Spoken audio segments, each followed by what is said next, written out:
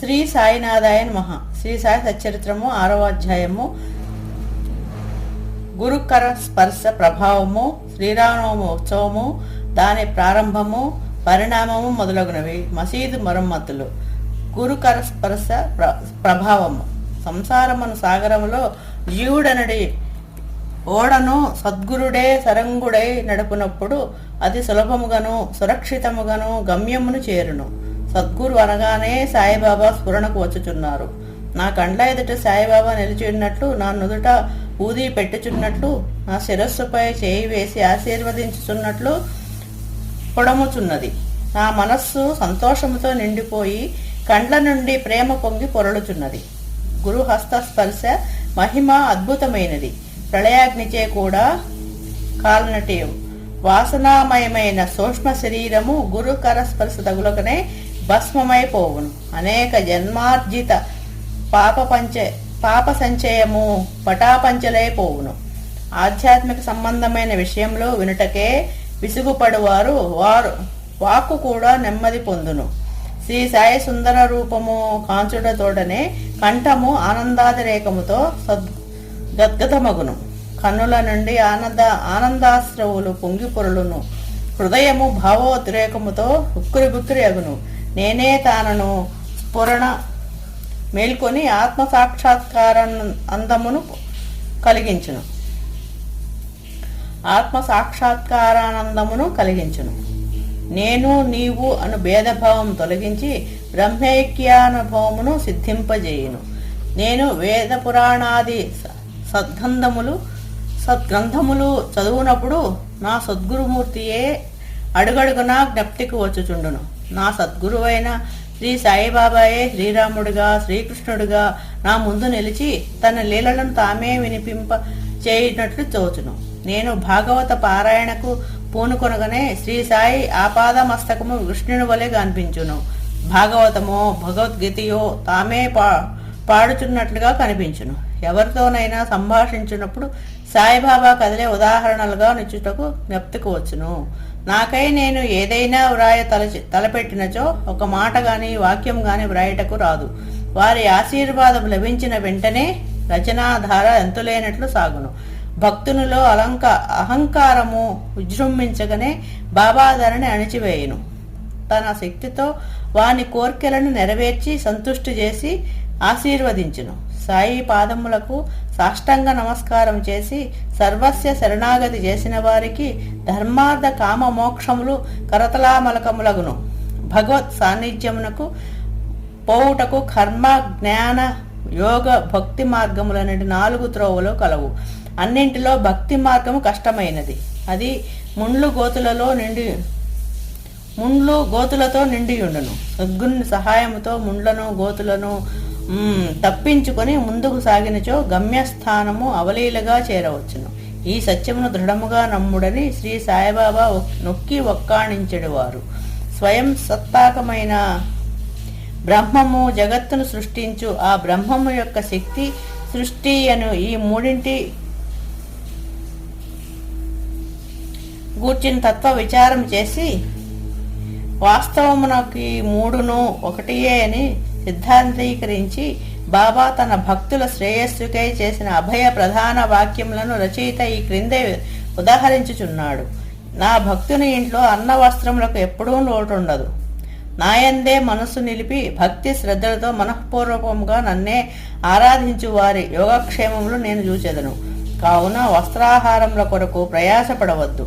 నీకేమైనా కావలసిన భగవంతుని వేడుకొనుము. ప్రపంచంలో కీర్తి ప్రతిష్టలకై ప్రాకారట మాని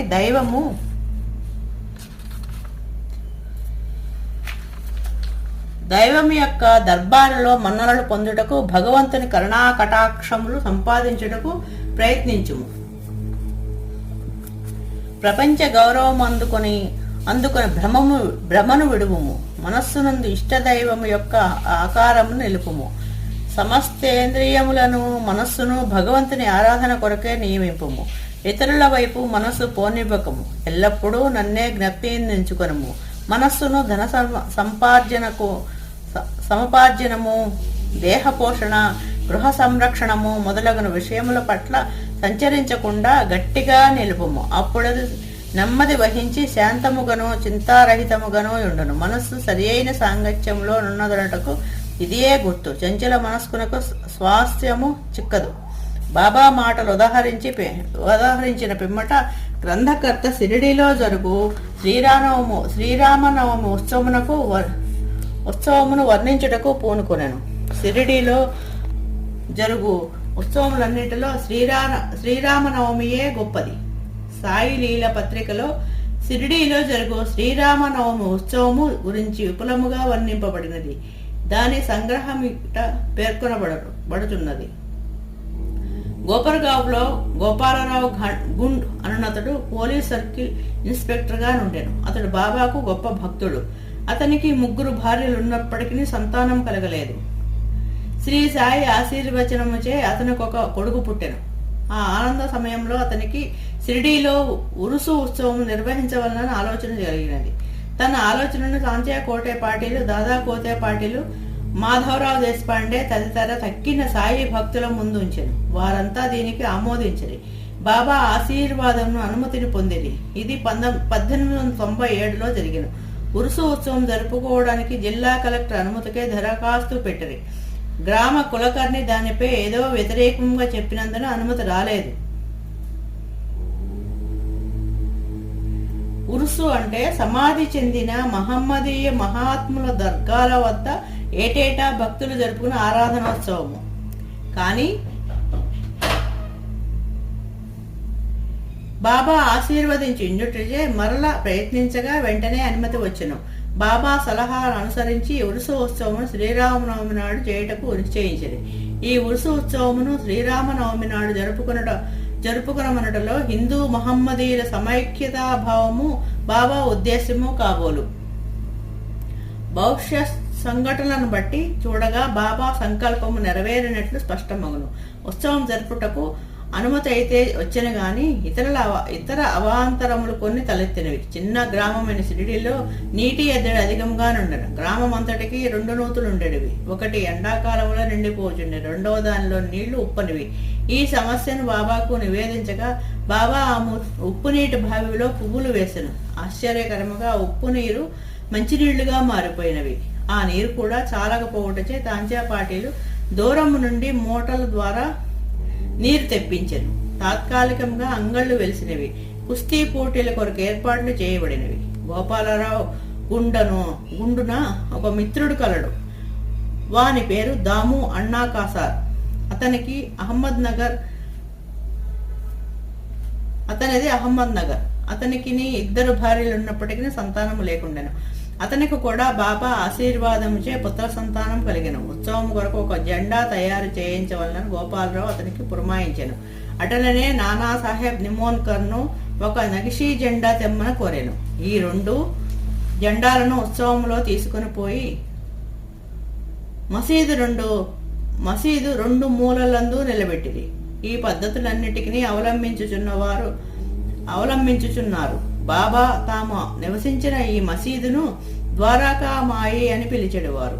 చందనోత్సవము సుమారు 5 ఏళ్ల తర్వాత ఈ ఉత్సవంతో పాటు ఇంకొక ఉత్సవం కూడా ప్రారంభమైన కొరహాలా గ్రామమునకు చెందిన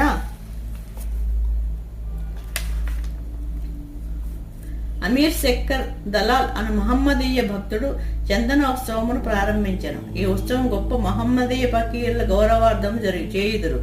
వెడల్పు పళ్ళెరంలో చందనపు ముద్ద ఉంచి తలపై పెట్టుకుని సాంబ్రాణి ధూపములతో బాజా భజంత్రీలతో ఉత్సవం సాగించెదరు. ఉత్సవం ఊరేగిన పిమ్మట మసీదునకు వచ్చి మసీదు బూటీలోను గోడలపైనను ఆ చందనమును చేతితో అందరూ తట్టెదరు.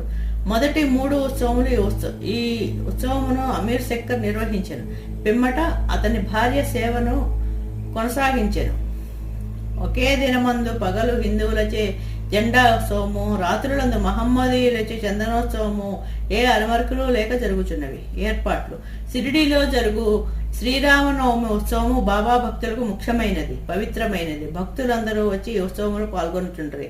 బయట ఏర్పాట్లన్నీ తాంచయ్య కోటే పాటీలు చూస్తుండేడు. వారు ఇంటి లోపల చేయవలసినన్ని రాధాకృష్ణమాయి అని భక్తురాలు చూచుండెను. ఉత్సవ దినములలో ఆమె నివాసం భక్తులతో నిండిపోయేది. ఆమె వారికి కావలసిన ఏర్పాట్లు చూసుకున్నటే కాక ఉత్సవమునకు కావలసిన సరంజామానంతయు సిద్ధపరచుచుండెను. అంతేకాదు స్వయముగా ఆమె మసీదును శుభ్రపరిచి గోడలకు సున్నము వేయించుచుండెను. మసీదు గోడలు బాబా వెలిగించు దునిమూలముగా మసిపెట్టి ఉండేటివి. మండుచున్న దునిలో సహా మసీదులను వస్తువులన్నింటినీ తీసి బయట పెట్టి మసీదు గోడలను చక్కగా కడిగి వేయించుచుండెను. ఆమె ఇదంతయు బాబా చావడిలో పరుండునప్పుడు చేసేది. ఈ పనిని శ్రీరామనవమికి ఒక రోజు ముందే పూర్తి చేయుచుండెను. పేదలకు అన్నదానమైన బాబాకు చాలా ప్రీతి. అందుచే ఈ ఉత్సవం సమయమునందు అన్నదానం విరివిగా చేయుచుంటది. భోజన పదార్థములు, మిఠాయిలు రాధాకృష్ణమాయ ఇంటిలో విస్తారముగా వండబడేవి. అనేక మంది సంపన్నులైన సాయి భక్తులు సత్సంగముగా పూనుకొని ఈ సేవలో పాల్గొంటుండేవారు. ఉరుసు శ్రీరామనవమోత్సవముగా మారిన వైనము. ఈ ప్రకారముగా 1897 నుంచి 1911 వరకు ఉరుసు ఉత్సవం శ్రీరామనవమి నాడు వైభవంగా జరుగుచుండెను. రాను రానే అది వృద్ధి ఎగుచు ప్రాముఖ్యము సంతరించుకునేను.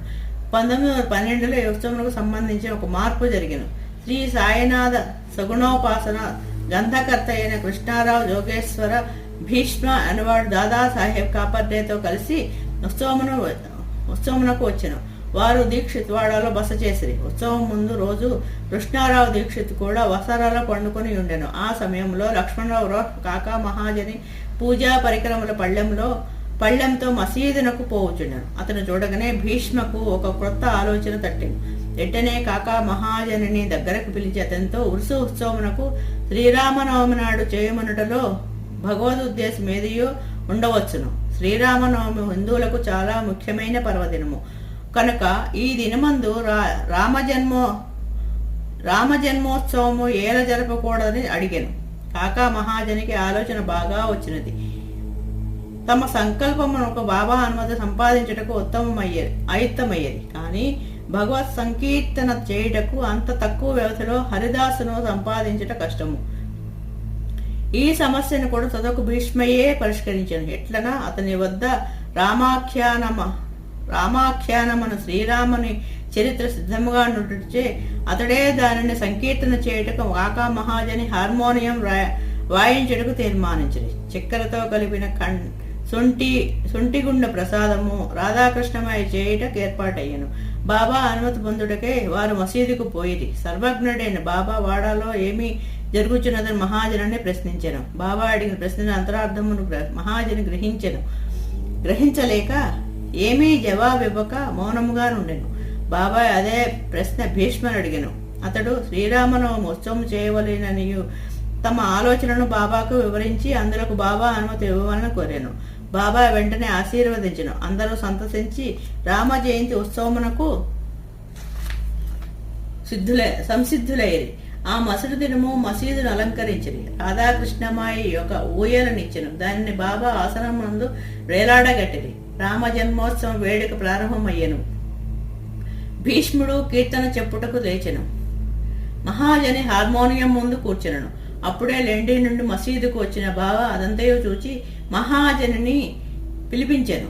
రామ జన్మోత్సవము జరుపుటకు బాబా ఒప్పుకొనో లేదో ఏమొగునో అని జంకుతూ అతడు బాబా వద్దకు వెళ్ళిన. అది అంతయో ఏమని అక్కడ ఊయల ఎందుకు కట్టిరని బాబా అతనిని అడిగాను. శ్రీరామనవమి మహోత్సవము ప్రారంభమైనదనియు అందులోకి ఊయల కట్టిరనియు అతడు చెప్పాను. బాబా మసీదులో నుండి భగవంతుని నిర్గుణ స్వరూపమును సూచించు నింబారు నుండి 2 పూలమాలను తీసి ఒకటి మహాజన్ మెడలో వేసి ఇంకొకటి భీష్మకు పంపాను. హరికథ ప్రారంభమయ్యను. రామకథ సంకీర్తనమును ముగియగానే బాజా భజంత్రీల ధ్వనుల మధ్య శ్రీరామచంద్రమూర్తికి జై అనుచు జై ధ్వానములు చేయిచు పరమోత్సాహముతో అందరూ ఒకరిపై ఒకరు గులాలు జల్లుకొనిరి. ఇంతలో ఒక గర్జన వినపడను. భక్తులు జల్లుకొని చుండు గులాలు ఎటులనో పోయి బాబా కంటిలో పడెను. బాబా కోపంతో బిగ్గరగా తిట్టుట ప్రారంభించెను. అది చూచి చాలా మంది భయముతో పారిపోయేది. కానీ బాబా యొక్క సన్నిహిత భక్తులు మాత్రం అవన్నీ తిట్ల రూపంలో బాబా తమకిచ్చిన ఆశీర్వాదములను గ్రహించి కదలక అక్కడనే ఉండిరి. శ్రీరామ జయంతి నాడు రావణుడని అహంకారాది అర్షత్ వర్గములను సంహరించుటకు శ్రీ సాయి రూపంలో ఉన్న శ్రీరామచంద్రుడు ఆగ్రహించుట సహజమే కదా అని భావించిరి. షిరిడీలో ఏదైనా కొత్తది ప్రారంభించినప్పుడల్లా బాబా కోపించడం ఒక రివాజు. దీనిని తెలిసిన వారు గమ్మున ఊరకుండరి. తన ఊయలను బాబా విరుచునను భయముతో రాధాకృష్ణమయ్య మహాజనిని పిలిచి ఊయలను తీసుకుని రమ్మనను. మహాజని పోయి దానిని విప్పుచుండగా బాబా అతని వద్దకు పోయి ఊయలను తీయవలదని చెప్పాను. కొంతసేపటికి బాబా శాంతించాను. ఆనాటి మహాపూజ ఆరతి మొదలగునవి ముగిసెను. సాయంత్రం మహాజని పోయి ఊయలను విప్పుచుండగా ఇంకనూ దాని అవసరం ఉన్నదని కనుక దానిని విప్పవద్దని బాబా అతనిని వారించాను. రామనవమి మరుసటి దినమున జరుపు గోపాల కలోత్సవంతో గాని ఉత్సవం పూర్తి కాదని విషయము అప్పుడు భక్తులకు స్ఫురించెను. మరునాడు శ్రీకృష్ణ జననం నాడు పాటించు కాలాహండి అనే ఉత్సవం జరిపేది. కాలాహండి అనగా నల్లని కుండలో అటుకులు, పెరుగు, ఉప్పు, కారము కలిపి విడేలాడగట్టెదరు. హరికథ సమాప్తమైన పిమ్మట దైనని కట్టెలతో పగులగొట్టెదరు. రాలిపడిన అటుకులను భక్తులకు ప్రసాదముగా పంచిపెట్టెదరు. శ్రీకృష్ణ పరమాత్ముడు ఈ మాదిరిగా తన స్నేహితులకు గొల్ల పిల్లవాండ్రకు పంచి పెట్టుచుండెను. ఆ మరుసటి దినము ఇవన్నీ పూర్తి అయిన పిమ్మట ఊయలను విప్పుటకు బాబా సమ్మతించారు. శ్రీరామనవమి వేడుకలు ఈ విధముగా జరిగిపోచుండగా ఒక పగటి వేళ పతాకోత్సవము, రాత్రి యందు చందనోత్సవం కూడా యథావిధిగా జరిగినవి. ఈ విధముగా ఆనాటి నుండి ఉత్సవము శ్రీరామనవమి ఉత్సవముగా మారెను. 1913 నుండి శ్రీరామనవమి ఉత్సవంలోని అంశములు క్రమముగా హెచ్చినవి. చైత్ర పాడ్యము నుండి రాధాకృష్ణమయ వామ సప్తాహం ప్రారంభించుచుండాను. భక్తులందరూ వంతుల వారీగా అందు పాల్గొనుచుండరు. ఒక్కొక్కప్పుడు రాధాకృష్ణమాయ కూడా వేకువజాముననే భజనలో చేరుచుండెను. శ్రీరామనవమి ఉత్సవం దేశమంతటా జరుగుటచే హరికథా కాలక్షేపము చేయి హరిదాసులు దొరకట దుర్లభముగా నుండెను. శ్రీరామనవమికి 5-6 రోజుల ముందు ఆధునిక తుకారాం అని పిలువబడు బాలాబువా మాలీయను సంకీర్తనకారుని కాకా మహాజని అదృష్టకముగా కలియుట తటస్థించినది.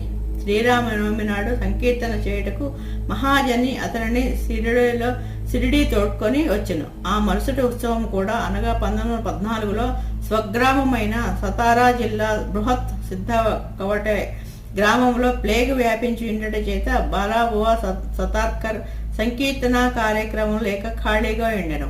కాకా సాహెబ్ దీక్షిత్ ద్వారా బాబా అనుమతి పొంది అతడు షిరిడీ వచ్చి హరికథా సంకీర్తనం చేశాను.